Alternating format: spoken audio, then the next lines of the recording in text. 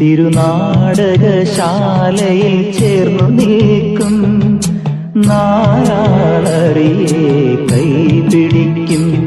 തിരുനാടകശാലയിൽ ചേർന്നു നിൽക്കും യമുനാ നദിയായി കുളിരലയിളകും നിലവിൽ അമ്പലപ്പുഴേ ഉണ്ണിക്കണ്ണനോടു നീ എന്തു പരിഭവം മെല്ലെ ഓടി വന്നുവോ.